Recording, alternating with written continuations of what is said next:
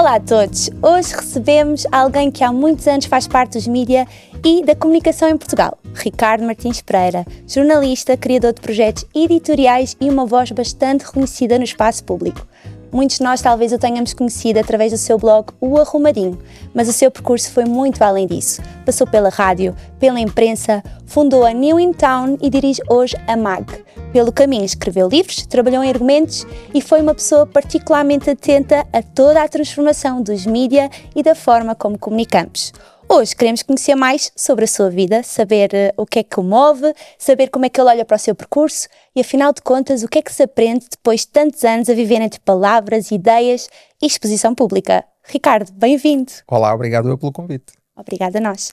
Ricardo, depois de ouvirmos o teu percurso, este longo percurso tão variado, eu gostava de fazer uma pergunta, que é, quando olhas para ti neste momento, o que é que tu te sentes mais? Um jornalista, um comentador, um criador, um empresário? Como é que te sentes mais? Eu sinto-me uma pessoa livre e acho que isso se calhar era um dos meus objetivos desde sempre de vida, ou seja, ter a liberdade de fazer o que eu quero, quando quero e sem ter que dar satisfações a ninguém. Portanto, eu acho que isso é, se calhar, o ponto máximo de felicidade profissional que se pode ter. Ou seja, eu acordo de manhã e eu é que decido como é que vai ser o meu dia. Tenho, obviamente, compromissos profissionais que tenho que cumprir, mas, tirando isso, eu consigo estruturar o meu dia de acordo com aquilo que é a minha vontade. E acho que isso é... e se calhar as pessoas muitas vezes hoje podem olhar para isso e acham que eu sou uma pessoa de sorte. Que sorte que tu tens por ser assim.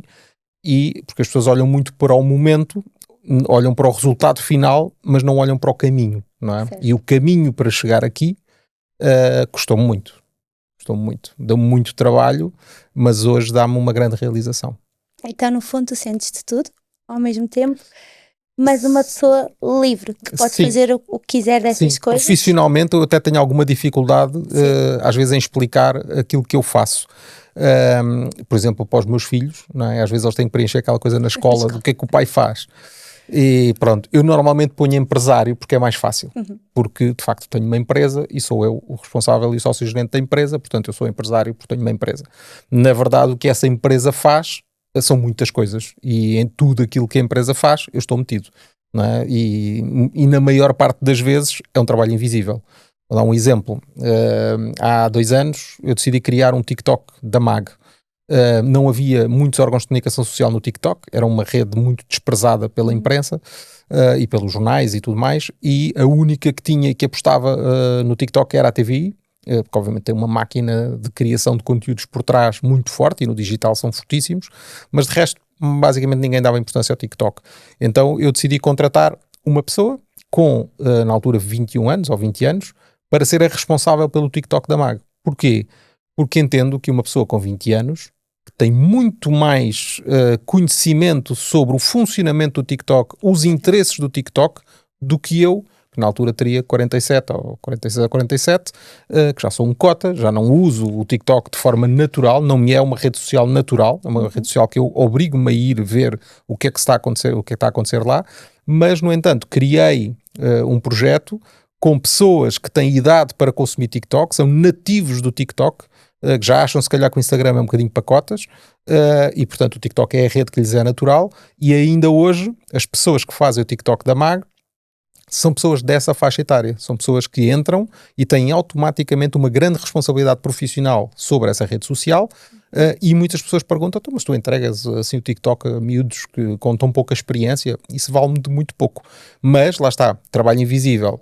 Antes de publicarem o que quer que seja no TikTok, elas discutem comigo o que é que se vai publicar no TikTok, como é que é o gancho para entrarmos no TikTok, o tipo de conteúdos, e eu peço-lhes muitas vezes os inputs. Digam-me vocês o que é que vocês acham que é interessante nós publicarmos no TikTok, e eu muitas vezes dou a minha opinião sobre algumas dessas coisas, ou dou algumas sugestões, com total liberdade delas me dizerem, Ricardo, essa sugestão não faz sentido nenhum. E na minha empresa toda a gente tem liberdade para me dizer, Ricardo, isso não faz sentido nenhum. E eu aceito muito bem essas opiniões, acho que é de facto assim que nós conseguimos construir projetos que chegam a todas as pessoas, que são gostados por pessoas que têm 15, 16 anos ou pessoas que têm 55, 60 anos. Porque de facto eu tenho pessoas que falam a trabalhar comigo que falam para os diferentes públicos. Eu acho que é assim também que nós conseguimos construir uma riqueza, uma diversidade de visões que contribuem para o sucesso dos projetos. Sem dúvida, Ricardo. Olha, e essa tua energia de estar metida em mil e uma coisas, sempre foste assim? Ou foi algo que foi durante o teu percurso? Eu sempre fui muito empenhado do ponto de vista profissional, sempre olhei para a minha profissão nos primeiros anos de carreira como a prioridade da minha vida. Ou seja, eu comecei a trabalhar com 19 anos, na altura no terceiro ano da faculdade, e aliás, comecei a trabalhar como estagiário do primeiro para o segundo ano da faculdade. Porquê? Porque eu me assustei com o número de alunos que existiam nas universidades em comunicação social. Estamos a falar de 1995, portanto há muitos anos, provavelmente ainda nem tinhas nascido. Não havia o marketing digital, não havia nada, não havia redes sociais, não havia internet, não é? Sequer. Não havia internet em Portugal, ponto final. E então ouvia meia dúzia de sites, o Público, acho que isso era o único site português, ou dos poucos que existiam. E então na altura eu olhei para a minha turma, tinha 120 pessoas em comunicação social, era uma universidade pública, boa, havia mais 4 ou 5 universidades que tinham o curso de comunicação social, todas elas com 100 e tal alunos, cada ano, e eu pensava, então no quarto ano estão 120, no terceiro estão 120, no segundo estão 120, só na minha. E, na altura, o panorama da comunicação social em Portugal não tem nada a ver com o que é hoje. Ou seja, havia 5 ou 6 jornais, havia 3, 4 televisões, havia as rádios e mais nada. E eu pensava, não há espaço para estes jornalistas todos. Portanto, se eu vou esperar para acabar o curso, para depois ir para o mercado de trabalho, todas estas pessoas que estão hoje no segundo ano, no terceiro, no quarto, vão ficar à minha frente. Portanto, eu vou para o fim da fila. Portanto, eu nunca vou conseguir ter sucesso. Então, nesse dia, fui bater à porta de uma rádio local em Setúbal, que era a Rádio Azul, tinha 19 anos, e perguntei, mas não precisam de um estagiário, eu só quero aprender como é que se faz. E eles disseram, o que é que tu gostavas de fazer? E olha, a minha paixão é desporto, gosto muito de desporto. E eu, então agora, vens para cá estagiar para o desporto. E fui. E comecei a trabalhar, a fazer um programa de segunda à sexta, das 2 da tarde às 8 da noite. Começava a preparar o programa às 2, o programa começava às 4, eu entrava às 2, então basicamente a minha vida era ir para a faculdade de manhã, entrava às 8 da manhã, acordava às 5, apanhava o autocarro de Setúbal para Lisboa das 6h15, chegava a Lisboa às 7h30, apanhava o 56 para a faculdade no autocarro, chegava à faculdade às 8, saía da faculdade à 1, e era ao contrário, ia apanhar o autocarro para Setúbal, chegava a Setúbal, ia sem almoçar direto para a rádio, chegava à rádio com 19 anos. Chegava à rádio e começava a preparar o programa, depois ficava a tarde inteira a trabalhar, saía às 8 da noite. Isto durante 2 anos, a ganhar 0. Nunca ganhei 1 cêntimo, nem para a gasolina, não ganhava nada. Ganhei experiência, ganhei o gosto pela comunicação e ganhei sobretudo, que é uma coisa que eu sinto que muitas vezes as pessoas desvalorizam e os miúdos e a nova geração desvaloriza, que é um sentido de disciplina. Ou seja, nós sabermos que a vida custa, que temos que de facto dar o litro para conseguirmos atingir os nossos objetivos do ponto de vista profissional. E eu tento alertar muitas vezes os miúdos que trabalham comigo hoje em dia, porque não têm isso. Eu acho que têm, se calhar, uma almofada pessoal dos pais, e ainda bem que a têm, mas essa almofada muitas vezes limita-te nas tuas ambições. Porquê? Porque tu sabes que se tudo correr mal, estás sempre à casa dos pais. Aliás, quando eles vão trabalhar, eles continuam na casa dos pais. Muitas vezes até aos 25, 26, 27, 28 anos, eles continuam em casa dos pais. Também porque, hoje em dia em Lisboa, é impossível alugar uma casa ou o que quer que seja, não é? Mas lá está. Eu quando vim para Lisboa, e depois destes 2 anos na rádio, aos 21 anos, no terceiro ano da faculdade, eu tive o meu primeiro contrato profissional como jornalista e vim trabalhar na altura para um jornal que ia ser lançado no ano seguinte, que era o 24 Horas. Eu integrei a secção de desporto do 24 Horas, portanto fiz parte da equipa de formação do 24 Horas na área do desporto, e lá está, eu vim para Lisboa, mas não aluguei um apartamento, eu aluguei um quarto e vim viver para o quarto, era um quarto com, sei lá, 7 metros quadrados, e eu vivia no quarto, pagava a minha renda, não era muito alta, mas também o que eu ganhava era muito pouco, não é? E com aquilo que eu ganhava tentava cobrir todas as minhas despesas, encarando sempre este percurso como algo necessário para eu atingir o fim que eu queria, que era o meu sucesso profissional. E tudo o resto era secundário na minha vida. Tudo. Para tu teres uma ideia, eu estava no terceiro ano da faculdade quando comecei no 24 Horas e no ano seguinte, quarto ano da faculdade, tinha a viagem de finalistas a Cuba. O jornal ainda não tinha arrancado. O jornal só ia arrancar em maio e a viagem de finalistas foi em abril. Eu tinha a viagem paga a Cuba, com tudo pago, e o meu diretor do jornal disse-me, olha, vou precisar de ti para fazeres uma coisa qualquer, já não me lembro o que era. Era uma coisa absolutamente acessória, que é nesta altura, e calhava na altura da viagem de finalistas. Eu não pensei duas vezes. Eu disse, não vou à viagem de finalistas porque tenho este compromisso profissional. Isto hoje em dia, e este tipo de exemplos que eu gosto de passar aos miúdos e de explicar um bocadinho à malta mais nova, que é este tipo de abnegação e de vontade de chegar lá, querer muito isto. Eu acho que os miúdos hoje em dia sente-se que há poucos miúdos que querem muito isto. Também os há, e quando os há eu tento agarrá-los, tento contratá-los, tento ficar com eles na minha empresa, e tento que eles cresçam profissionalmente, dar-lhes algum exemplo. Lá está, a minha geração, se calhar é uma geração que vai ficar para sempre como uma geração diferente de todas as outras, que é a geração que viveu 100% analógico, ou seja, sem nada de digital, mas que está hoje em dia a viver com tudo em digital, mas domina completamente as ferramentas. Ou seja, tu tens, se calhar a geração anterior à minha, dos meus pais, que viveu o analógico, também viveu a transição para o digital, está hoje a viver o digital, mas já não tem, se calhar, a frescura, a vontade, o desejo, a curiosidade de querer dominar todas as ferramentas do digital. A minha mãe está no Instagram, está no Facebook, tem essas coisas todas, mas se calhar não é uma nativa dessas áreas. É-lhe um bocadinho estranho, não é? Ainda precisa que quando vá lá à casa vá fazer uma coisa qualquer no computador, pronto, ainda tem esse tipo de coisas. A minha geração não, ou seja, eu cresci e toda a minha adolescência foi passada com o analógico, não é? A escrever à mão, com os computadores muito básicos, uma coisa sem internet e tudo mais, mas depois apanhei todo o processo de transição, e portanto isso dá-me uma capacidade de conseguir gerir também equipas hoje em dia em digital, explicando-lhes as dificuldades que existiam e que eles muitas vezes nem sequer têm noção. Para tu teres uma ideia, por exemplo, quando trabalhava no desporto, estamos a falar de 97, 98, eu trabalhava em futebol, eu queria escrever sobre o Benfica Braga, e eu precisava de saber quais é que foram os últimos 5 resultados do Benfica contra o Braga. Então eu tinha uns catálogos em papel que ia consultar uns almanaques do futebol com a história do futebol, os resultados de todos os jogos. Eu tinha que ir aos almanaques ver os resultados antigos. Portanto, era uma realidade que hoje em dia, quer dizer, as pessoas nem sequer pensam um bocadinho como é que era trabalhar assim, não é? Na altura dos faxes e Sim. Nós recebíamos a informação internacional por fax, portanto chegavam os faxes, aquelas máquinas faziam pronto. Então nós arrancávamos os faxes da impressora, fixávamos na parede e quando queríamos saber o que é que se passava no mundo íamos ver os faxes. Não havia SIC Notícias, não havia CMTV, portanto nós tínhamos que saber as coisas através dos faxes, porque também não havia internet, não tínhamos internet nos computadores. Portanto, toda essa realidade eu acho que me dá hoje em dia uma capacidade de conseguir passar um bocadinho à geração mais nova todas essas dificuldades e aquilo que eu também, as expectativas que eu tenho para eles, e explicar-lhes que no mundo tão competitivo como aqueles em que eles estão, se eles não tiverem um efeito diferenciador, se eles não forem de facto muito bons, se não quiserem mesmo muito isto, eles vão ser engolidos pela máquina. E eu acho que consigo, volta e meia, passar essa mensagem a alguns. E quando passo, são aquelas pessoas com quem eu tento ficar na minha equipa. Ricardo, estamos na segunda pergunta e eu já estou...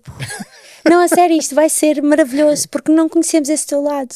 E acho que faz falta a malta jovem ver como é que o Ricardo, que agora vemos que está onde está, o que passou e o que é.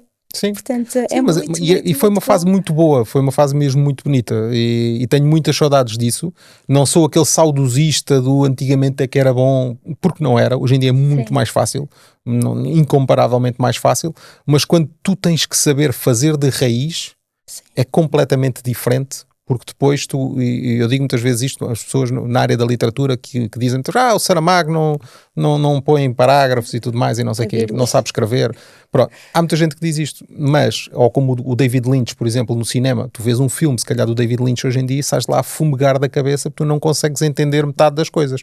Mas o David Lynch, para conseguir desconstruir o cinema e fazer o filme que faz hoje, ele teve que fazer, por exemplo, um Homem-Elefante ou um Eraserhead, que são filmes antigos estruturados tal como nós os conhecemos, aquele filme tradicional, com um plot inicial, com um desfecho final, tudo numa linha normal e natural no cinema. Mas só quando tu dominas na perfeição aquilo que é a narrativa continuada, é que tu a consegues desconstruir e brincar com ela. O Saramago igual. O Saramago sabe escrever, ou sabia escrever perfeitamente, não é? Mas criou o seu estilo, brincou com a forma como escreveu, criou a sua forma de comunicar própria, que só está ao alcance de quem domina a 100% a outra forma. Portanto, eu acho que quem viveu neste mundo analógico, hoje em dia, se calhar, consegue e sabe criar um texto de raiz, sabe fazer tudo de raiz da sua área, consegue chegar ao digital e usufruir, se calhar, ainda com mais prazer de todas as ferramentas e as oportunidades que o digital oferece. Sem dúvida, sem dúvida. Olha, e o que é que te guia nessas fases, nessas mudanças? Pronto, podemos falar desde sempre, mas o que é que te guia nestas mudanças que vão acontecendo na tua vida, nas áreas? O que me guia é a felicidade. Ou seja, eu tento sempre fazer aquilo que me vai fazer mais feliz, mesmo que isso implique mais esforço, mais sacrifício, porque eu sei que no final vou-me sentir mais feliz com isso. E seja até no próprio trato humano, por exemplo, com as pessoas, seja, eu já sei que, e há várias linhas, porque eu já trabalhei com vários tipos de chefes, não é? Portanto, as pessoas às vezes esquecem-se que eu não fui sempre chefe, não é? Não fui sempre editor ou diretor, também fui estagiário, também fui jornalista júnior, também fui jornalista intermédio, pronto, tive vários cargos quando era mais novo e apanhei todo o tipo de desfias. E, por exemplo, eu aprendi que com muitos deles, com um dia em que eu seja chefe, eu não quero tratar as pessoas como este chefe trata as pessoas. Eu quero tratar as pessoas de outra maneira. Eu não quero gritar com as pessoas desta forma, não quero humilhar as pessoas em frente às outras pessoas e não acho que para se ter sucesso tenha que se fazer isso.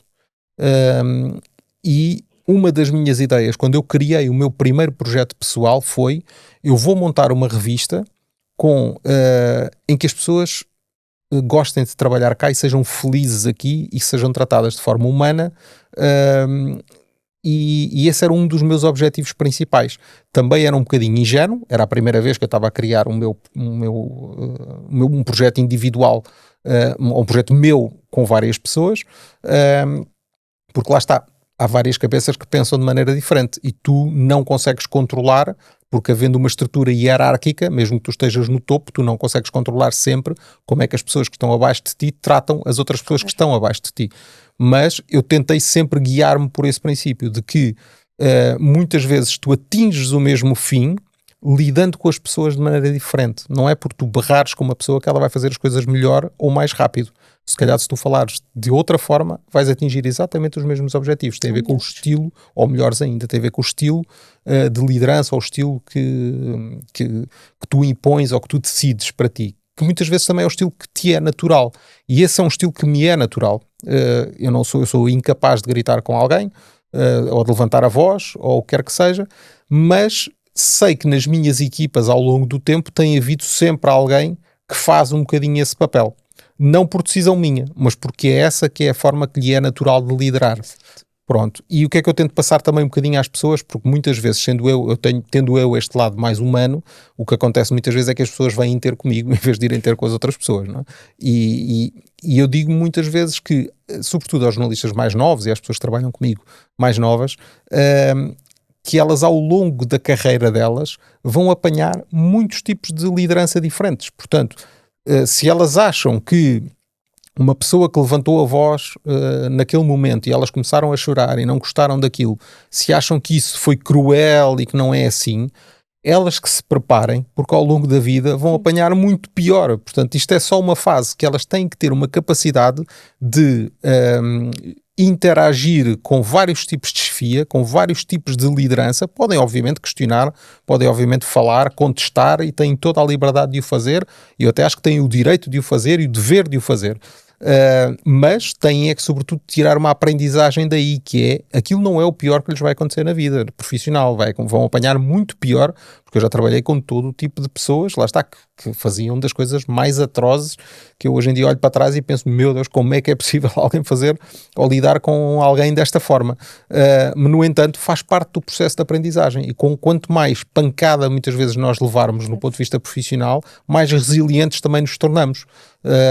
E uma vez mais, se calhar esta nova geração tem muito menos capacidade de resiliência e de lutar, de ir atrás, de garantir, porque vivemos num momento em que Está tudo facilitado. tu estás blindado de tudo. Sim. Ou seja, tu se calhar um chefe grita contigo ou diz-te uma coisa que tu não gostas e tu despedes-te e voltas para a casa dos teus pais. Exatamente.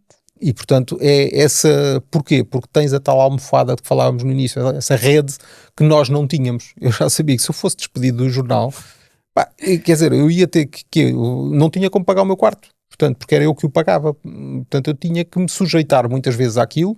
Agora, uma coisa é tu sujeitares-te, baixares as orelhas e dizeres, pá, pronto, sou um incapaz, não sei o que, não consigo fazer. Outra coisa é, eu estou a aprender com isto. O que é que eu posso tirar de bom daqui? Não é? E tentei que isso me ajudasse do ponto de vista profissional para o meu futuro.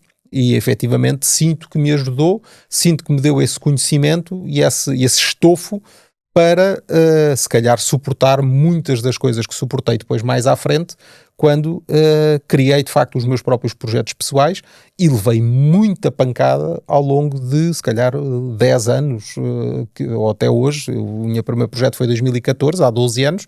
Portanto, se calhar, nestes 12 anos tenho levado pancada a torto e a direito do mercado, da concorrência, das pessoas, de pessoas com quem tu gostas, ou que trabalharam contigo, ou que tu ajudaste muito e que depois te tratam mal a ti, mas lá está, hoje em dia tenho uma capacidade de conseguir gerir e digerir esse tipo de situações que vem do meu percurso profissional e pessoal também. Por falar em pancada, não vamos falar. Houve algum momento em que tu tiveste mesmo que começar tudo de novo, reinventar-te? Sim. Um ou vários momentos? Sim. Eu acho que foi o ano decisivo da minha vida, que foi 2020. Se calhar foi para muita gente o ano de Covid, exatamente. Não teve necessariamente que ver com Covid, mas teve que ver com o facto de eu lancei a MAG em 2018, na altura com um sócio que era o Observador, e a partir de meados de 2019 eu senti que a parceria não estava a ser benéfica para mim. Eu era sócio minoritário da empresa, o Observador era sócio maioritário, e eu senti que estava a pagar muito mais pela parceria e a entregar muito mais daquilo que era o meu trabalho, o meu talento, para aquilo que eu estava a receber. E então iniciámos um processo de negociação para eu adquirir a totalidade do capital da empresa e ficar 100% dono da empresa. As negociações arrastaram-se durante algum tempo e ficaram concluídas no dia 27 ou 28 de dezembro de 2019. Ou seja, na altura, aquilo que eu tive que pagar ao Observador foram basicamente todas as minhas poupanças. Eu não tinha fiquei sem 1 cêntimo na conta. Portanto, eu paguei, ainda fiquei a dever. Portanto, não chegou para pagar tudo aquilo que eu tinha que pagar. Ainda fiz um acordo de pagamento faseado durante 1 ano, em que todos os meses eu ia pagando o que faltava da parceria. Do lado da MAG. Da MAG, quando eu criei a MAG, sim. Portanto, em 2020, entre o ano 100% dono de uma empresa, com a conta a zero, com 10 funcionários que tinham que receber salário no final do mês, e sem saber que 3 meses depois vinha aí uma pandemia, não é? Portanto, eu passei até entre janeiro e maio, foi o período mais difícil da minha vida. E a única vez em que eu tive que falar com os meus trabalhadores e dizer-lhes: eu não vos vou conseguir pagar os salários em abril. No mês de abril, eu disse-lhes: em maio nós vamos receber uma tranche importante de publicidade, que já está prevista, que era um pagamento que nós recebíamos a 90 dias, que tinha sido fechado em fevereiro, e que iríamos só receber em maio. E eu disse-lhes: eu em maio vou receber este dinheiro, vou conseguir pagar-vos o salário de abril, vou conseguir pagar-vos já o salário de maio, depois o junho logo se vê, mas eu não vos vou conseguir pagar agora o abril. E efetivamente, no dia 5 ou 6 de maio, eu recebi esse dinheiro e eu paguei, mas eu não paguei no final de abril. Portanto, as pessoas ficaram ali 10 dias, 11 dias sem receber salário, e a resposta que eu tive das pessoas nesse dia foi: Ricardo, nós estamos contigo, é o que tu quiseres. sabes que nunca te vamos deixar na mão, conta connosco para o que for preciso. Eu acho que é também isso que me faz ter a certeza de que o meu caminho, o caminho que eu escolhi de liderar, se calhar é aquele que faz sentido, porque no momento em que eu precisei das pessoas que trabalham comigo, elas deram-me a mão, como muitas delas já precisaram de mim ao longo do meu percurso profissional, e eu também lhes dei a mão sempre que foi preciso, muitas vezes com empréstimos pessoais, ajudando da forma como foi possível, adiantando salários, férias, o que quer que seja, porque eu sentia que as pessoas precisavam de mim naquele momento, e era para elas se socorrerem de mim. Se calhar elas já tinham batido a muitas outras portas, dos pais, de se calhar amigos, antes de irem ao próprio chefe, porque eu não sou propriamente o melhor amigo deles, mas eu acredito que elas já foram bater outras portas, e essas portas se calhar não se abriram. Portanto, eu também senti que é a minha obrigação e a minha consciência dizia-me que eu tenho que ajudar as pessoas no momento em que elas precisam, e no momento em que eu precisei, elas deram-me tudo aquilo que eu precisava. Portanto, isso para mim foi, esses meses foram os meses mais difíceis.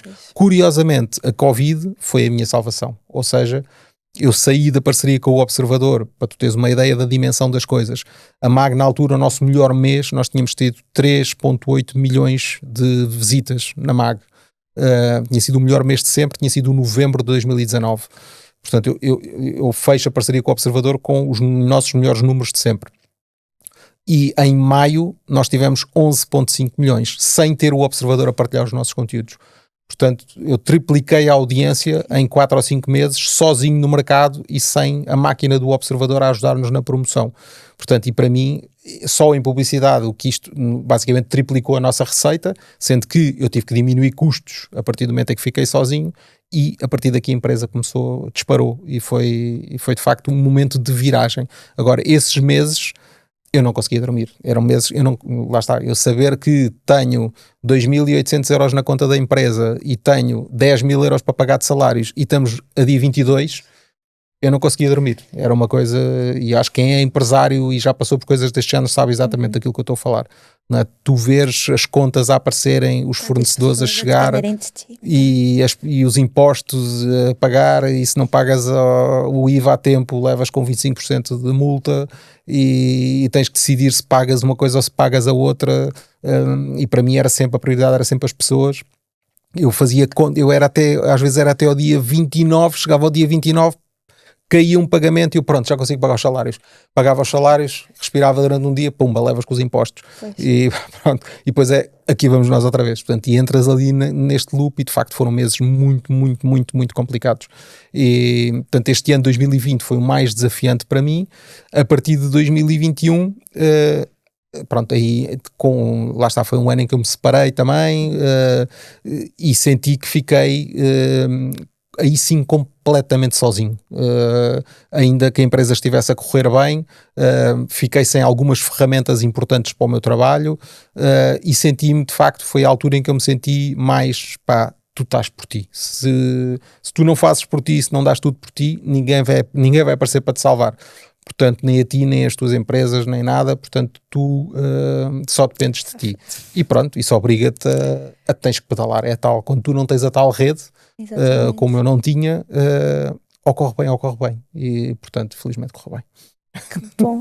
Olha, tinha aqui uma pergunta, mas eu acho que já respondeste, ou não, pode ter havido até outra decisão. Uma decisão profissional tua que na altura te parecia muito arriscada, mas que agora valeu a pena e que tu olhas como essencial. Não sei se... Sim, eu acho que foi a criação da minha primeira empresa, ou seja, quando eu saí da Sábado e criei a NIT, foi de facto um momento em que eu pensei mais vezes, porque apesar de tudo era uma situação de alguma estabilidade, não é? Trabalhas por conta de outra, numa revista prestigiada, tens um cargo prestigiado, mas eu queria muito criar uma coisa minha, sendo que o mais engraçado disto tudo é que a NIT foi criada e pensada por mim para ser feita dentro do grupo da Sábado, onde eu estava. Portanto, eu criei a NIT para a Sábado, e o projeto foi rejeitado na altura pelo diretor da Sábado, que achou que aquilo não fazia sentido.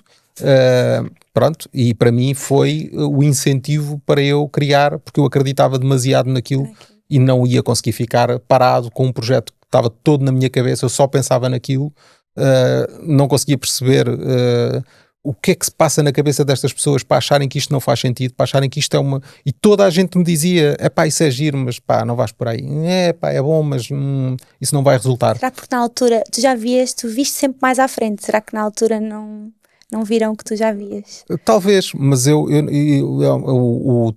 momento de chave, de decisão, é uma história engraçada, e que eu a tenho gravada literalmente em mim, que é...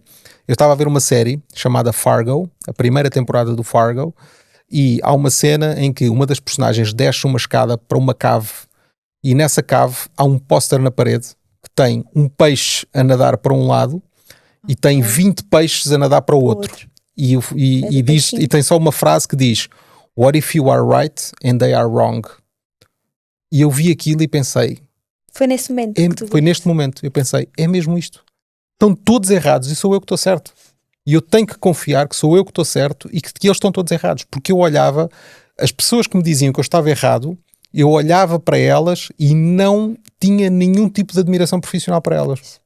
Ou seja, eu pensava, quem és tu para me dizer que eu estou errado? Mesmo pessoas que eram meus superiores hierárquicos, mas a quem eu não reconhecia talento, nem qualidade, nem visão, para me dizer que eu estava errado. Eu tinha 37 anos e pensava... Ok, se eu com 37 anos, com 17 ou 18 anos de profissão, vou estar a ouvir aquilo que me dizem para fazer pessoas que se calhar têm pouco mais anos do que eu, se calhar têm a mesma experiência do que eu, mas para mim não têm visão, então eu vou fazer aquilo em que eu acredito. Então, eu hoje tenho essa frase tatuada no braço, a dizer what if you are right and they are wrong? Não sei se é neste, é neste. Então é neste. Está aí os peixinhos. Peixinhos. Pronto, e eu gravei esta frase no braço porque foi o momento de viragem da minha vida. E a partir daí eu decidi, vou-me despedir da Sábado, vou tentar encontrar um financiador para o meu projeto, um investidor, e assim foi. Fui ao mercado tentar encontrar um investidor, encontrei um investidor e criei a NIT. E pronto, 6 meses depois tínhamos o triplo da audiência do site da Sábado. Uma tatuagem e o significado da tatuagem. Exatamente. Espetáculo. Olha, quando se trabalha tanto em comunicação e exposição... como é que tu consegues manter a tua autenticidade?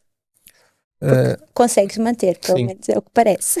Tento nunca ser uma personagem, ou seja, tento ser sempre eu mesmo. E ser muito real, parece uma coisa de reality shows, não é? Eu sou eu mesmo e tal, sou de frontal. Não, mas não é isso. Tento mesmo, tenho a liberdade de poder ser eu. Ou seja, tu muitas vezes, para tu teres sucesso, tu tens que ser uma personagem. Tu tens que ser uma coisa diferente daquela que tu és. Quando me exigem que eu seja uma coisa diferente daquela que eu sou, eu não faço. Ou seja, ou é para ser eu como eu sou, ou então não faço. E eu acho que é aí. Portanto, as pessoas, isso dá uma garantia de autenticidade. As pessoas já sabem que se eu estou a fazer aquilo, é porque eu sou verdadeiramente assim. Quando eu faço uma piada, é porque eu gosto muito de humor e tudo o que tem a ver com a área do humor, não é porque esteja a tentar ser humorista, não, porque é uma coisa que faz parte da minha personalidade, é o humor. Ou quando eu tento, lá está, quando eu tenho um discurso se calhar mais polido, mais bem educado, se não levanta a voz, é porque eu naturalmente sou assim, eu não estou a ser uma personagem, eu sou mesmo assim. E acho que isso dá uma garantia de que quando as pessoas me veem, já sabem que é exatamente isso com que podem contar. Portanto, não contem comigo para ser uma personagem ou para desempenhar um papel que não me é natural. Então tu sentes que as pessoas te conhecem mesmo ou só conhecem uma parte tua? As pessoas só conhecem aquilo que eu lhes dou a conhecer. Certo. Mas aquilo que eu lhes dou a conhecer é autêntico. É muito. Pronto. Não é... Não é tudo, claro. Lá está. Há muitas vezes essa discussão, que é uma discussão interessante também, que é a da visibilidade e da exposição. As pessoas gostam muito, expões a tua vida, expões... pronto, aquilo que é a exposição, a linha que separa a exposição da não exposição é uma linha oscilante, ou seja, há pessoas que acham que é uma exposição da sua vida privada dizerem o nome dos seus filhos. Então dizem, e já viste isso seguramente nas redes sociais, o meu M fez não sei o quê, a minha T, ou seja, nem o nome dizem, é o meu P, o meu Sim. T, pronto, porque acham que dizer o nome dos filhos nem pensar. Há outras que dizem o nome, mas não mostram a cara. Há outras que dizem o nome e mostram a cara. E eu acho que qualquer um, e estou a dar aqui o exemplo dos filhos, porque é um tema muitas vezes recorrente, de mostrar os filhos nas redes sociais, se é exposição, se não é exposição, essa discussão. Portanto, há pessoas que têm visões diferentes sobre isto. Uma coisa eu tenho a certeza, não há nenhum pai e nenhuma mãe que em consciência ache que esteja a prejudicar os seus filhos. Se eu achasse que falar dos meus filhos nas redes sociais, dizer o nome deles e mostrar a cara deles, os fosse prejudicar mais do que beneficiar, eu não o faria, como é evidente. É essa a minha opinião. E sobre a educação dos meus filhos, digam o que disserem, sou eu que decido. Não é? Sou eu que aquilo que faço, aqui em consciência, acho que é melhor para eles. Posso estar errado, se calhar daqui a 10 anos o tempo vai-me mostrar que eu estou errado, mas as outras pessoas também podem estar erradas e o tempo também lhes pode mostrar que elas estão erradas. Elas em consciência fazem aquilo que entendem, eu em consciência faço aquilo que entendo. E depois, no final de contas, o tempo vai-nos dizer quem é que teve razão, ou se é que alguém teve razão, porque aquilo que eu acho é que não vai acontecer nada. As pessoas dizem, mas não vai acontecer nada. Nem eles vão ser prejudicados, nem eu vou ser, vai ser tudo igual. Porque muitas vezes fazem-se essas projeções apocalípticas da vida, relacionadas com uma série de coisas, mas depois o tempo passa, grilos, não é? Não se passou nada, está tudo igual. E é fácil manteres a tua voz quando sabes que tudo o que tu dizes, e é inevitável, tudo o que tu dizes, há sempre alguém que tem opinião e que vai dizer alguma coisa. Não só não é fácil, como eu muitas vezes pensava que era fácil. Deixei de o fazer. Ou seja, ainda há dias eu estava... Transpareces que é muito fácil. Há dias eu estava a dizer isso à Sara, que é... quem me conhece, lá está, e nem toda a gente me conhece naqueles que são os meus principais interesses. As pessoas se calhar acham que o que é que o Ricardo gosta? Gosta de corridas, gosta de televisão, de celebridades. Porquê? Porque se calhar é aquilo que vêem nas redes sociais, na televisão e tudo mais. Pronto, as pessoas que me conhecem sabem que os meus verdadeiros interesses são história e política. Ou seja, são as minhas paixões. Pronto, política e história são as duas coisas que mais me movem e que mais me consomem tempo durante o meu dia. Eu passo o tempo a ouvir podcasts de história, por exemplo, ou a ler sobre história, ou a falar com o ChatGPT sobre história, e das coisas que eu mais gosto de consumir e de conteúdos são de política. Ler tudo e mais alguma coisa sobre política. No entanto, por exemplo, eu tinha muita vontade de falar sobre a situação do Irão, sobre Israel, sobre a história de Israel, sobre a história do Irão, sobre essas coisas todas. Mas não me apetece levar com as pessoas. Não me apetece levar com a estupidez alheia. E isso faz com que muitas vezes eu não fale daquilo que eu gostaria de falar. Portanto, eu não vou fazer ouvir a minha voz porque não me apetece levar com o feedback das pessoas. E há uma frase que eu acho que é elucidativa disto, não sei quem é que a disse, mas já a vi várias vezes e faz todo sentido para mim, que é: nós vivemos num tempo em que as pessoas inteligentes têm que ficar caladas para não ofender os estúpidos. E pronto, eu considero-me uma pessoa inteligente, de facto. Considero, não é falsa modéstia, eu considero, acho que olhando para a mediana das pessoas, acho que sou uma pessoa inteligente e culta, pelo menos tento ser. Tento informar-me, sou muito curioso, tento ir atrás das coisas que não sei, sinto-me muitas vezes estúpido e eu odeio, é a coisa que mais mexe comigo, é eu sentir que não sei alguma coisa sobre alguma área e tento ler e tento informar-me sobre isso, mas lá está, às vezes não me apetece partilhar essas coisas que eu aprendo, porque já sei que do outro lado se calhar vou ter 50 imbecis que não sabem nada daquilo que eu estou a dizer, que ouviram umas coisas no TikTok e vão para lá repetir. Sim. Não me apetece levar com isso. Portanto, prefiro manter a minha paz. Sim, e tu não te limitas a expor o assunto e ir embora. Tu respondes. Sim. Tu respondes a quem fala bem, a quem fala mal. E uma coisa que tu fazes engraçada, que eu já vi em várias situações, é que tu fazes a pessoa que respondeu realmente mudar de ideia.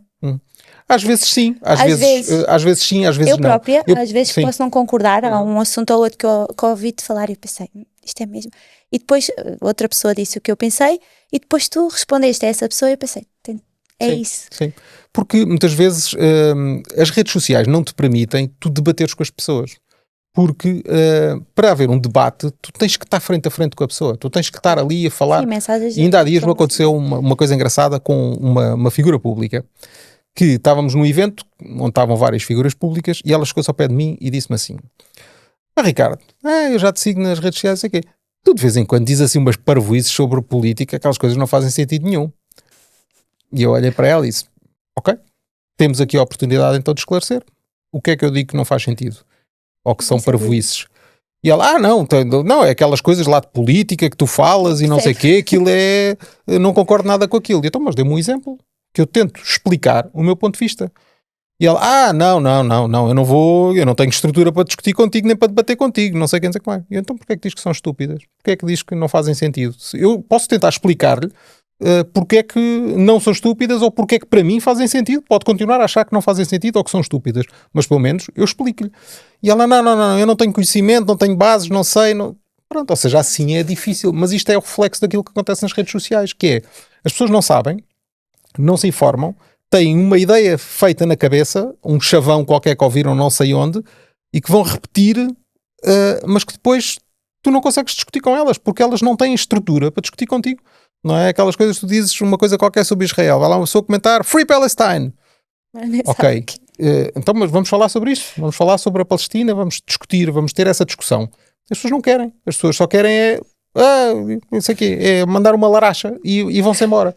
Mas depois, eu também muitas vezes penso que o meu tempo é muito valioso. Exatamente. Portanto, eu para entrar por esse caminho e estar ali a discutir com uma pessoa, com a Maria Francisca de Feixe de Espada à Cinta, não me apetece.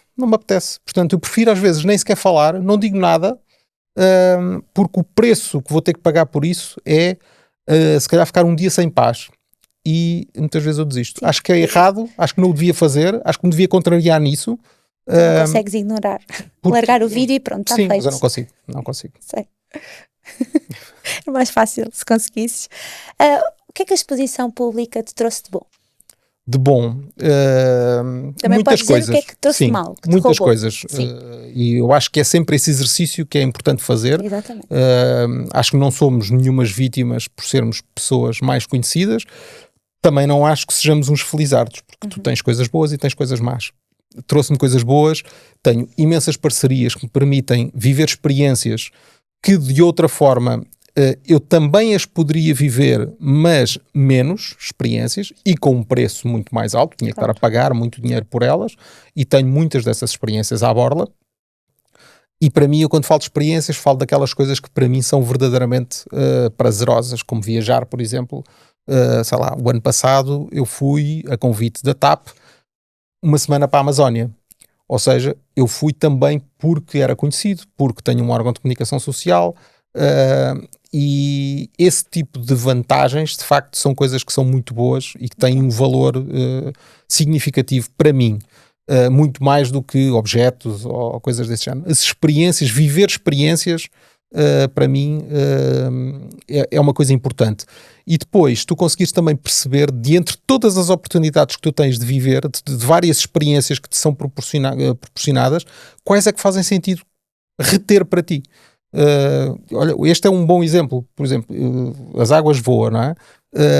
É um produto com o qual eu me identifiquei desde o momento em que me foi apresentado, e que ainda hoje faz parte não só da minha vida como de toda a minha família, e é daquelas coisas que, lá está, se foram calcular qual é o preço de ter água voa em casa, se calhar infinitamente inferior ao preço de outras experiências que já me foram proporcionadas. No entanto, as outras experiências foram coisas que eu vivi, guardei, mas não fazem parte do meu dia-a-dia. Esta é uma experiência, se calhar, com um custo muito reduzido, mas que a quem eu, se calhar, quando as pessoas novas vão lá à minha casa, eu falo, eu gabo, porque eu me identifiquei verdadeiramente com este produto, e se calhar foi um produto que chegou a mim também porque eu era uma pessoa conhecida, e hoje continuam a estar comigo também porque eu tenho alguma visibilidade e notoriedade, mas é uma coisa que para mim faz todo o sentido. E lá está, e a prova disso é que eu continuo, já mudei de casa, ainda agora... A foto que tu me enviaste foi logo prioridade. Recentemente mudei de casa e fui eu que fui instalar a máquina da Voa e tudo mais. Pronto, portanto aí acho que é um outro exemplo de coisas a que nós temos acesso por sermos conhecidos, e que muitas vezes são coisas que são importantes para a nossa vida e depois nós acabamos por guardar para a nossa vida. Sim, olha, o que é que te ajuda a manter foco no meio de tanta coisa para fazer? Tantos projetos, família... tudo. Não é fácil. Eu obrigo-me a definir prioridades, e muitas vezes, se tu falares com qualquer pessoa que trabalha comigo, aquilo que se calhar toda a gente vai dizer é que eu demoro imenso tempo a responder às mensagens. Pronto. Olha, eu não tenho que me queixar. Pronto. Porquê? Porque eu defino prioridades. Não quer dizer que eu não queira saber ou quer que seja. Muitas vezes é só, eu tenho 40 mensagens e dessas 40 tenho que estabelecer prioridades. A quem é que eu vou responder? E se calhar a prioridade pode ser durante uma manhã responder a 3 pessoas e estar a conversar ativamente com aquelas 3 pessoas e estão 37 em stand-by a achar que ele está sempre com o telemóvel, mas não leu a minha mensagem, não sei quem, não sei o que mais. Lá está, porque eu estou a estabelecer as minhas prioridades do dia e as minhas prioridades, e pá, eu tenho muitas vezes a minha prioridade é a minha família. E nem sempre é o trabalho. Portanto, eu felizmente, isto tem a ver com o início da nossa conversa, tem a ver com a minha maior conquista, que é a liberdade. Ou seja, eu ter a liberdade de escolher a minha família é um bem ao alcance de muito poucas pessoas e de qual eu me orgulho muito de ter. Ou seja, eu decidir neste dia eu não vou trabalhar e vou dar prioridade à minha família, para teres uma ideia, a Sara entrou de licença de maternidade o ano passado em junho. Eu decidi que a partir de junho eu vou muito menos vezes ao escritório, vou passar muito mais tempo em casa, vou apoiá-la porque é uma fase que ela pode só viver uma vez na vida, uma gravidez, é uma fase que eu sei que é importante e desafiante para a mulher, e eu senti que era minha obrigação naquele momento que ela fosse a minha prioridade e dedicar-lhe tempo. Quando o nosso filho nasceu, em outubro, exatamente a mesma coisa. Ou seja, o momento agora é o momento do bebé, é o momento da família, e quem é que se pode dar ao luxo de fazer isto? De ignorar as licenças de maternidade, de paternidade. Mas isto também só é possível porque eu trabalho com pessoas da minha total confiança, em que eu consigo delegar e ficar tranquilo em relação àquilo que se passa na empresa. Eu nunca desligo, nunca. Eu estou sempre a par de tudo o que se está a passar na empresa. No entanto, delego muitas das coisas e limito-me a verificar se está tudo a correr bem, se está tudo a andar bem, se precisam de mim para alguma coisa, não precisam, então a minha prioridade neste momento é outra. Eu acho que este é o bem maior que eu conquistei na minha vida, não é um bem adquirido, de hoje para amanhã posso não o ter. A minha empresa pode começar a correr mal, pode ir à falência no limite e eu vou ter que me desenrascar e vou ter que fazer por mim. E aí se calhar vou ter que inverter as minhas prioridades, porque isso também já me aconteceu na minha vida, não é? Eu já passei, sobretudo quando trabalhava por conta de outrem, trabalhar como ser diretor de um jornal nacional e a vida correr muito bem, e de repente o jornal fechou e eu fui para o desemprego, e o emprego que arranjei a seguir foi a ganhar menos de metade do que ganhava no outro, e a ter que trabalhar todos os dias até muito mais tarde, com uma vida de cão, sem folgas, e a minha vida mudou radicalmente de um dia para o outro. Ao dia de hoje, eu acho que este é o bem mais precioso que eu tenho, é de facto a liberdade de poder decidir as minhas prioridades. E ser pai mudou as tuas prioridades? Mudou, sim, mudou. Radicalmente. Foi a partir daí, e eu fui pai pela primeira vez em 2006, do Henrique, que tem aos 19 anos. Eu aí percebi uma coisa que eu não sabia até então, que é impossível tu seres excelente em tudo o que tu fazes. Tu, para seres um excelente profissional, não podes necessariamente ser um excelente marido, ser um excelente pai. Não dá. Tens que decidir o que é que queres ser naquele dia.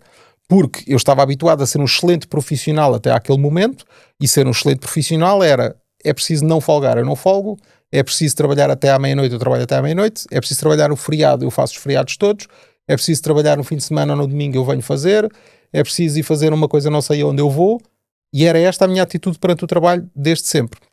A partir do momento em que fui pai, não. Eu já não posso trabalhar todos os dias até à meia-noite. Portanto, eu já não posso ser considerado, se calhar como era pelos meus chefes até então, um excelente profissional. Às vezes sou um excelente profissional, às vezes não sou. E na média, se calhar sou só um bom profissional. Mas tento ser... Exato. Só que mesmo para ser um bom profissional, muitas vezes eu tenho que ser só um pai suficiente. Se eu quiser ser um pai excelente, se calhar vou ser só um profissional suficiente. Porque o tempo não dá para tudo. Não é? E sobretudo na minha área e na minha profissão, que te obriga de facto a muitas horas, muitas vezes de trabalho, tu tens que tomar decisões. E essa decisão eu acho que tem que ser feita assim, que é uns dias a família tem que entender que tu tens que te dedicar mais ao trabalho, e naqueles dias a prioridade é o trabalho. Noutros dias o trabalho tem que entender que a tua prioridade é a família, ou é a mulher, ou são os filhos, ou é visitar a mãe, ou o que quer que seja, e lá está. E é um luxo poder decidir essas prioridades por mim. Muito bem. Olha, sabemos também que alguém entrou na tua vida de maneira muito presente, a corrida. Já há alguns aninhos, não é? Há quantos anos? A primeira meia maratona que eu tenho memória de correr foi em 1993. A primeira meia maratona. Pronto. Portanto, já foi há muitos anos. Portanto, antes disso... Não foi assim há tantos anos. Exato. Eu tenho fotos da escola preparatória, portanto, do 5º ano, em que eu já participava nos corta-matos da escola, portanto, a corrida, eu sempre gostei de correr. O momento de viragem que me faz, de facto, passar a ser a corrida, passou a ser a minha fonte principal de desporto, ou a forma principal de fazer desporto, foi quando eu vivi para Lisboa.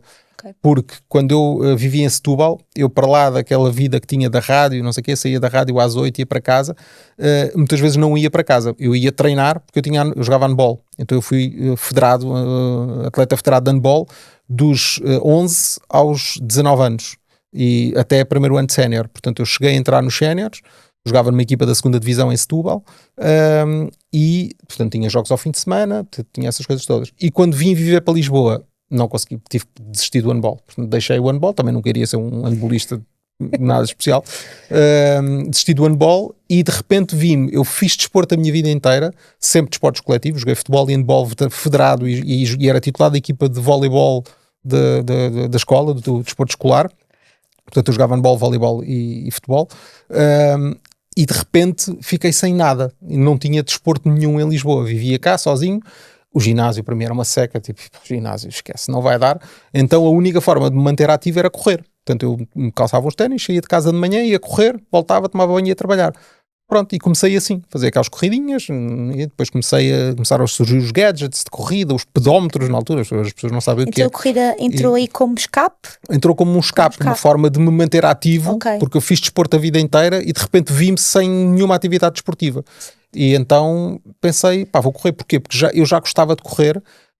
Eu era a única pessoa, quando começava as épocas, fazíamos era horrível, toda a gente odiava, que era a preparação física quando começava a época, que é começares, é só física, eu adorava aquilo, eu era sempre o melhor, portanto era nisso, se há coisa onde eu era bom, era sempre da parte da corrida e correr e tudo mais, depois a jogar já não era grande coisa, mas essa parte física eu gostava bastante, portanto aí para mim era só isso, eu saía de casa, ia correr, fazia o meu treino e voltava, mas lá está, não participava em provas, nada disso, portanto era tudo uma coisa muito amadora, muito só pelo gosto de mexer. Aí ouve-se muito falar de pessoas que gostam de correr, normalmente ouve-se falar que a corrida leva alguns ensinamentos para a vida, para a área profissional, pessoal. A vida ensinou-te alguma coisa? A nível, pronto, que levaste para as tuas áreas? Sim, sobretudo a corrida longa, ou seja, a partir do momento em que comecei a correr maratonas, porque a resiliência que tu tens que ter para correr uma maratona, a disciplina que tu tens que ter para correr uma maratona, são de facto ensinamentos que levas para a vida há uma coisa engraçada que eu vi depois já bastante mais tarde quando em livros de gestão e de negócios e tudo mais e de marketing, há muitos empregadores que quando no currículo que recebem de uma pessoa está lá que as pessoas correm maratonas, passam à frente de toda a gente. Porquê? Porque sabem a disciplina que é preciso e a consistência que tu tens que ter para de facto correr uma maratona. Antes, porque você que é isso, tem exatamente. Que correr muitos Ou seja, dias a maratona em si não custa nada. Sim. A maratona é peanuts. O que custa é a preparação para a maratona. Isso é que dói, não é? Porque lá está, as pessoas também muitas vezes não têm noção do que é preparar uma maratona a sério. Eu não preparei muitas a sério, já corri 18, mas das 18 se calhar em 10 não fiz uma preparação mediana. Mas fizeste uma ultra. Fiz uma ultra, sim, de 59 km. Mas para a maratona mesmo em si, se tu fizeres um treino como deve de ser, tu chegas ali há, sei lá, 6, 7 semanas antes da prova, tu estás a correr, imagina, segunda-feira corres 12 km, terça fazes um treino de séries, quarta corres 17, quinta descansas, sexta corres 24, sábado descansas e domingo fazes um longo de 30. Pronto, ou seja, tu vais contabilizar os quilómetros que tu fizeste durante a semana. E é de facto muito duro, não é? Tu fazes este tipo de treinos sempre, depois na semana seguinte começa tudo outra vez, não é?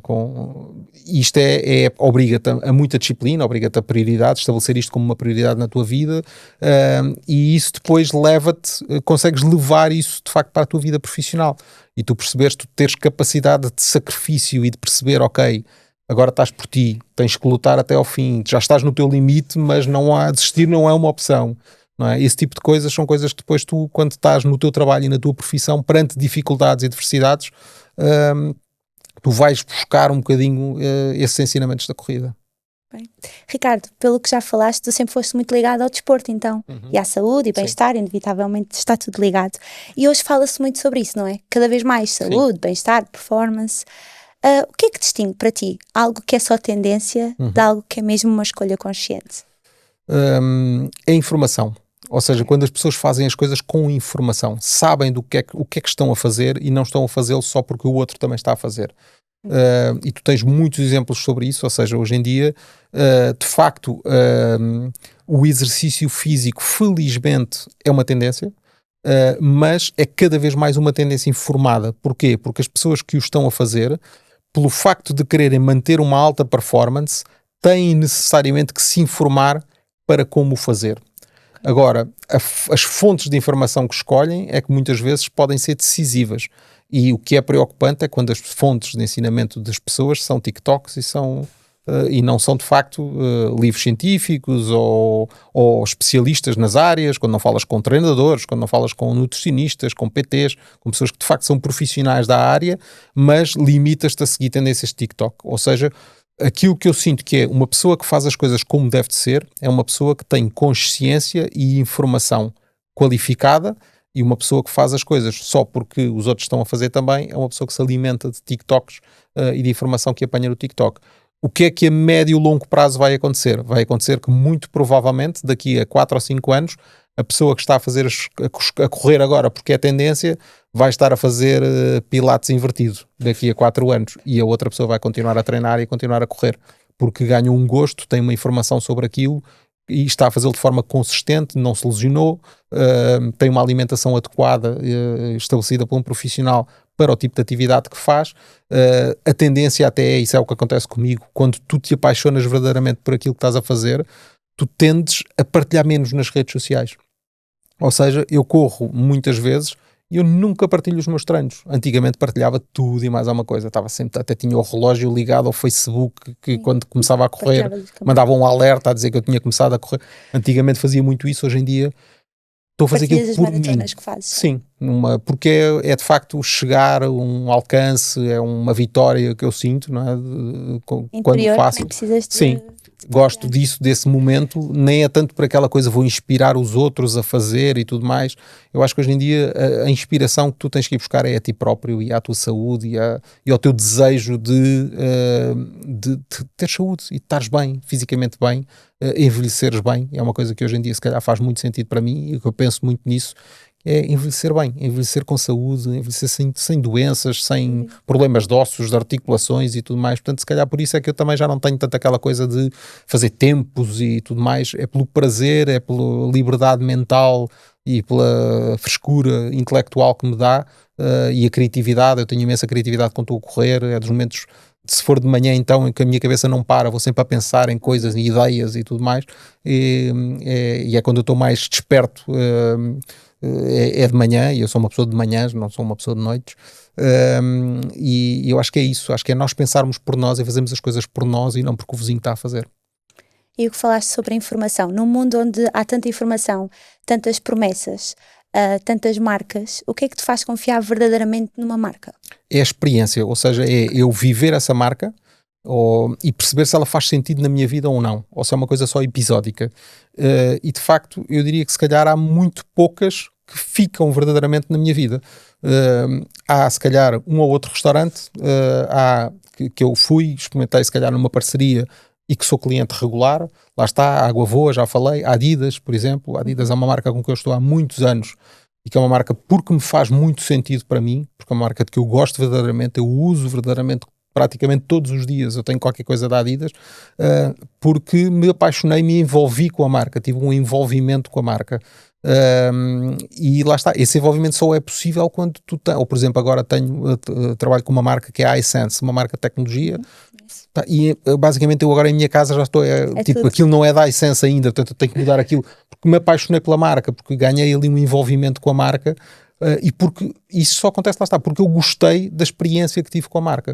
O que acontece na maior parte das vezes é, tu testas um produto, um serviço, o que quer que seja, é bom, é coisa e tal, fez sentido naquele momento, mas depois amanhã já nem te lembras daquilo, já pronto, e a maior parte, e esse se calhar é o desafio principal que as marcas têm, que é como ser, como conseguir entrar na vida das pessoas e ficar. Não é fácil. Então, falando em Parabéns confiança, para vocês que o conseguiram. vamos entrar agora no mundo da Voa, já agora. Sim.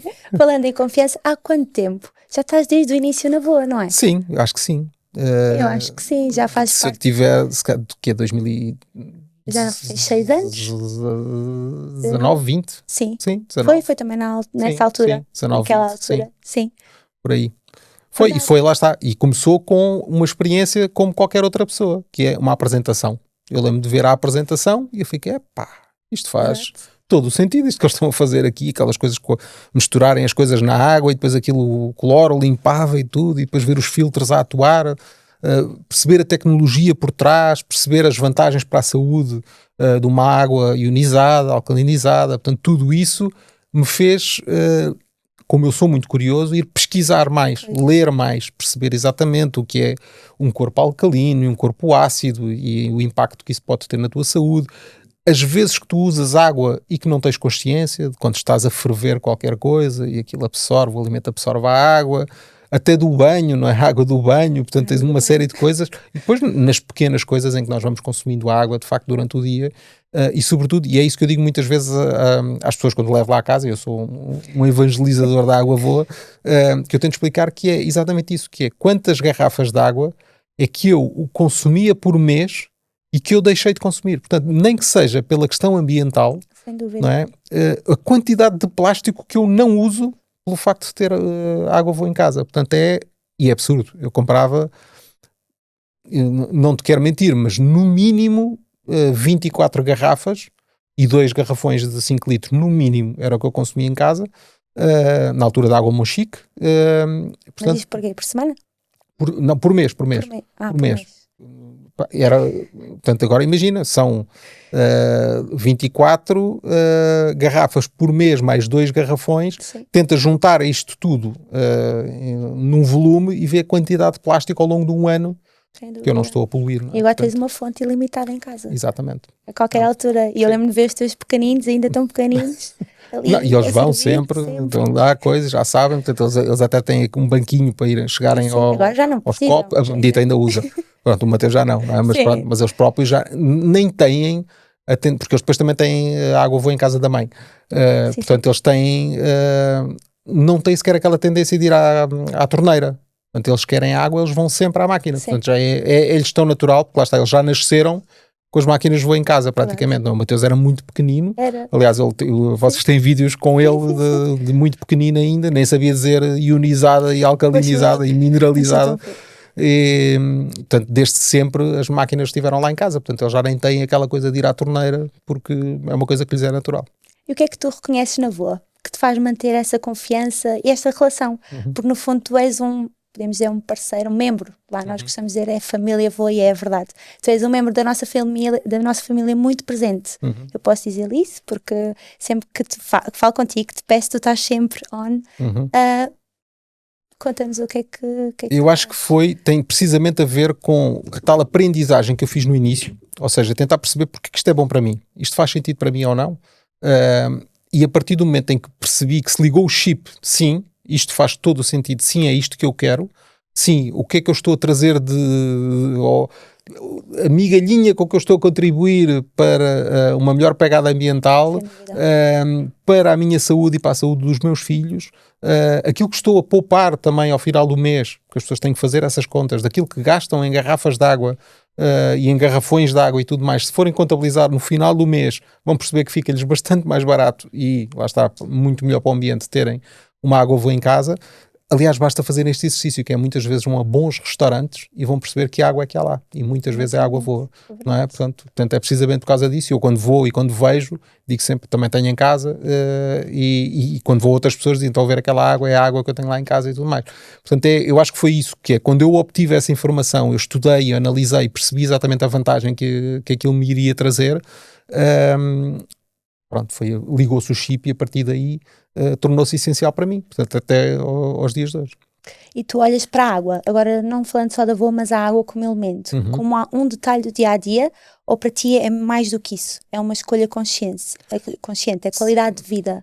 Sim, eu olho precisamente para isso, ou seja, a necessidade de hidratação. Eu bebo muita água, sobretudo quando treino muito. Quando estou numa fase em que treino de forma dedicada, eu tenho uma garrafa mais ou menos deste género em casa, que tem 0,75, e eu bebo sem exagero 4, 5 garrafas daquela por dia, só enquanto estou a trabalhar, e muitas vezes quase só durante a manhã. Portanto, eu estou constantemente a beber água. Portanto, para mim, cada vez que eu bebo, lá está, eu faço as tais contas.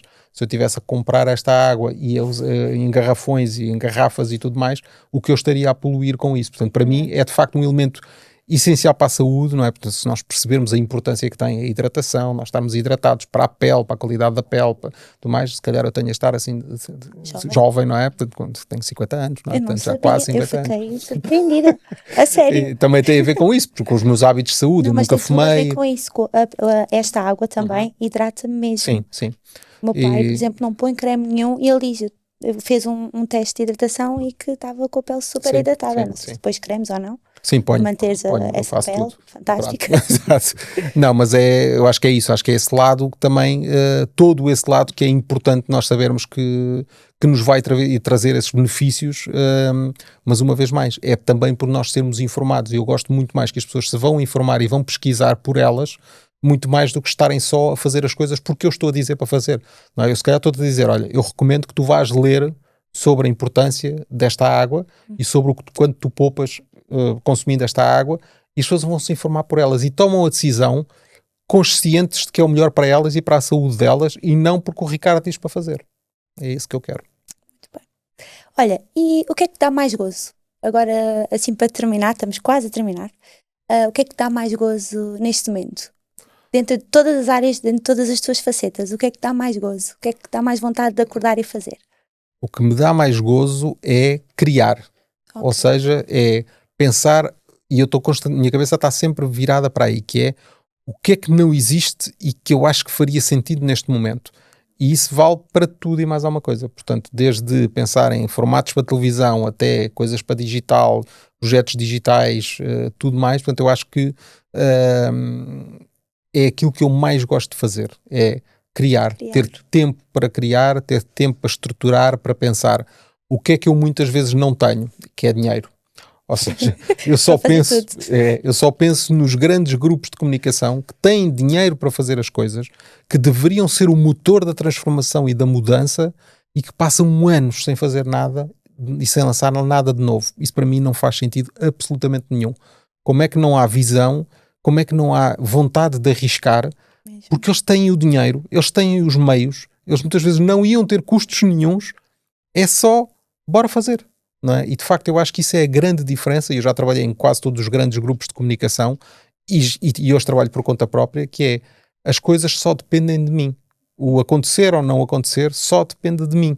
Portanto, se eu digo vamos fazer e aquilo faz-se. Pronto. Agora, muitas vezes eu não consigo fazer porque não tenho dinheiro para fazer, não tenho meios para fazer, e então muitas vezes não faço, não é? Portanto, eu só gostava, de facto, efetivamente, de lá está, se um dia eu estivesse num grande grupo de comunicação com a liberdade de poder criar, de conseguir fazê-lo, pronto, porque de facto eu acho que é daí, porque se tu não arriscares, tu nunca vais conseguir fazer nada de novo. E uma coisa que eu sei, porque o digital me ensinou isso, é que não há projetos que se façam do dia para a noite. Não há. Nenhum projeto se torna um sucesso num dia. E normalmente se isso acontece é por más razões. É porque fizeste asneira, não é? Então toda a gente está a falar de ti porque tu fizeste asneira. Se tu estás a fazer as coisas bem, muitas vezes demora anos até conseguires criar uma marca, solidificar uma marca, a marca entrar na vida das pessoas, não é? E esse foi de facto um desafio que eu passei muitas vezes. E tu, se estás nesta área, tu tens que saber isso, tu tens que saber que não basta tu teres um know-how, teres um método, podes produzir coisas incríveis, excepcionais. Até essas coisas incríveis e excepcionais estarem presentes no dia-a-dia das pessoas, vai demorar anos. Mesmo que tenhas um grande grupo de comunicação social por trás, mesmo que tenhas todos os meios e todo o dinheiro, vai demorar anos. Não é da noite para o dia. Tu podes criar agora, de hoje para amanhã, um canal de televisão incrível. E vais para o canal 198 da Mel. E podes estar a fazer ali o melhor canal do mundo com programas inacreditáveis. Garanto-te, daqui a 6 meses, tu tens 0,8% de audiência. Pronto. Porque as pessoas ainda não se habituaram a ir lá, ainda não se habituaram, ainda não consumiram todos os teus formatos, ainda estão agarrados a outras coisas. Mantém os hábitos antigos. Tu cortares os hábitos de alguém é das coisas mais difíceis que acontecem ou de fazer. E no digital é isso. Tu criares um órgão de comunicação social novo, ou um projeto novo, ou o que quer que seja, e fazer com que as pessoas tenham a necessidade de ir lá todos os dias, é uma coisa muito difícil de fazer. E tu teres consciência disso é o primeiro passo para ter sucesso. E imagina que neste momento nos está a ouvir alguém que precisa exatamente de ouvir essas palavras, alguém que está numa fase em que quer arriscar e não consegue, ou tem vontade de, mas falta alguma coisa. Queres dizer alguma coisa em especial a essas pessoas? Sim, eu acho que trabalhem na vossa ideia até a vossa ideia estar o mais estabilizada possível, para vocês terem a confiança de poderem largar aquilo que têm e dedicar-se a 100% ao vosso projeto. Ou seria de todo irresponsável da minha parte dizer vão atrás dos vossos sonhos, aquele discurso de coach, não é? Vai atrás dos teus sonhos, se tu acreditas consegues. Mentira. Não é por ir atrás dos teus sonhos que eles estão a concretizar, não é por acreditares muito que aquilo vai correr bem, não. Há muitas variáveis, há muitos fatores que influenciam o sucesso das coisas, portanto as pessoas não podem ser irresponsáveis de largar tudo e ir atrás, a menos que, lá está, tenham uma rede de apoio inacreditável, não é? Ou seja, tu tens pais ricos que te pagam tudo na tua vida e ainda te dão 100.000 euros para tu lançares o teu negócio, se calhar, pronto. E o que tens que deixar ou abdicar disso é o mestrado em gestão na Católica, então pronto, aí está tudo bem.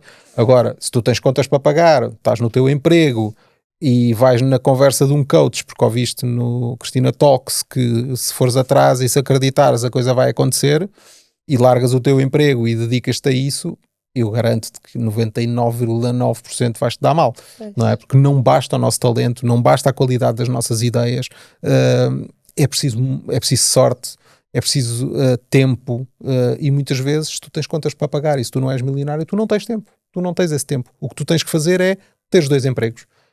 Trabalhas aquilo que tens que trabalhar para ganhar o teu dinheiro, para pagar as tuas contas, e no tempo que te sobra, dedicas-te a criar o teu projeto, até ele ganhar asas. E quando ele já tiver asas e ele estiver pronto e já te tiver a dar rendimentos suficientes para tu conseguires largar o que tens para trás, é assim que tens que fazer. É isso. Uma última pergunta, deixei a mais difícil para o fim.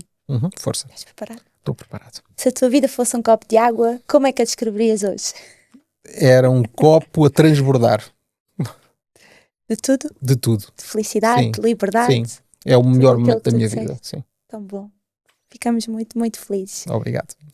És um membro da família e ficamos mesmo muito felizes de saber que estás a passar por essa fase, por te termos aqui, por esta inspiração, porque eu estava à espera de tudo, mas ainda entregaste muito mais. És uma inspiração para quem está nesta área, és uma inspiração para mim, posso dizer. E é isso. Obrigada. Obrigado pelo convite. Tempo. Obrigada a nós. Para acompanhar este e outros episódios, siga-nos no Spotify, no Facebook, no Instagram e no site da VOA. E não se esqueça de seguir o podcast para ver os próximos episódios. Obrigada, até breve.